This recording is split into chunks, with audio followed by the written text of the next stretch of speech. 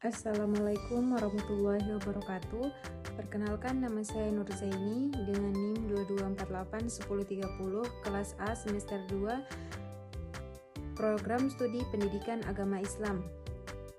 Baik, tujuan saya membuat video ini untuk menjelaskan kepada teman-teman semua tentang tahammul ada al-hadis. Pengertian tahammul ada al-hadis. Tahammul secara istilah berarti proses menerima hadis dari seorang guru atau syekh melalui metode tertentu, seperti mendengar langsung atau simak, membaca di hadapan guru atau qiraah, atau dengan ijazah, izin meriwayatkan. Proses ini merupakan tahap awal dalam periwayatan hadis yang sangat penting untuk menjamin keaslian dan kesinambungan informasi dari satu generasi ke generasi berikutnya. Seorang perawi harus memastikan bahwa hadis yang diterimanya bersumber dari guru yang terpercaya dan sesuai dengan kaidah ilmu hadis, agar hadis tersebut sah untuk diriwayatkan dan digunakan sebagai dasar hukum dalam Islam. Syarat kelayakan penerimaan hadis atau tahammul.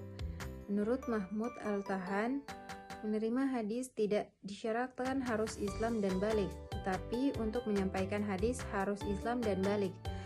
Anak-anak yang sudah tamyiz bisa memahami dan membedakan, boleh menerima hadis. Usia tamyiz minimal 5 tahun, namun yang utama adalah kemampuan memahami, menjawab, dan menghafal dengan baik, bukan sekedar umur. Syarat kelayakan penyampaian hadis atau ada. Untuk menyampaikan hadis, seorang perawi harus memenuhi beberapa syarat penting. Yang pertama itu Islam, karena riwayat dari non-muslim dianggap tidak sah menurut ijma. Yang kedua baligh, yakni sudah cukup usia atau mengalami tanda-tanda dewasa. Dan yang ketiga, memiliki sifat adalah yaitu berkepribadian baik, bertakwa, dan menjaga kehormatan diri. Yang terakhir, perawi harus memiliki dabit atau kekuatan hafalan dan pemahaman yang baik. Dabit ini terbagi menjadi dua, dabit syard, hafalan kuat dalam ingatan, dan dabit kitab, menjaga catatan hadis dengan teliti hingga saat meriwayatkan. Adapun macam-macam periwayatan hadis.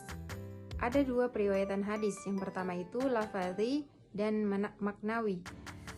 Periwayatan hadis secara lafazi adalah ketika seorang perawi meriwayatkan hadis dengan lafaz yang sama persis seperti yang diucapkan oleh Rasulullah SAW, tanpa ada perubahan satu huruf pun. Metode ini menjaga keaslian redaksi hadis dan dianggap lebih kuat dari sisi keautentikan. Periwayatan hadis secara maknawi adalah ketika perawi menyampaikan hadis dengan redaksi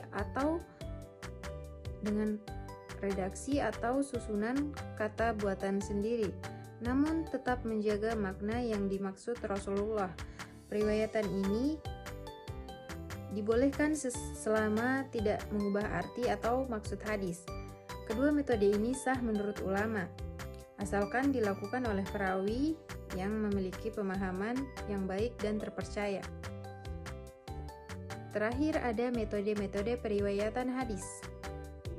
Metode al-sima, yang pertama itu ada metode al-sima, merupakan cara paling tinggi dan kuat, yaitu ketika seorang murid mendengarkan langsung hadis yang disampaikan oleh gurunya, baik melalui hafalan atau bacaan tulisan gurunya. Yang kedua ada al-qiraah, metode ketika murid membaca hadis di hadapan guru. Ada perbedaan pendapat tentang derajatnya, namun menurut Mahmud Al-Tahan, qiraah satu tingkat di bawah sima dalam kekuatan riwayat. Yang ketiga ada alam, adalah saat guru hanya memberi tahu bahwa ia memiliki hadis dari gurunya tanpa memberi izin untuk meriwayatkan karena tidak disertai ijazah. Metode ini tidak sah untuk meriwayatkan hadis. Demikian dari saya, mohon maaf bila ada salah kata. Terima kasih, semoga bermanfaat bagi teman-teman semua. Kurang lebihnya mohon dimaafkan. Wassalamualaikum warahmatullahi wabarakatuh.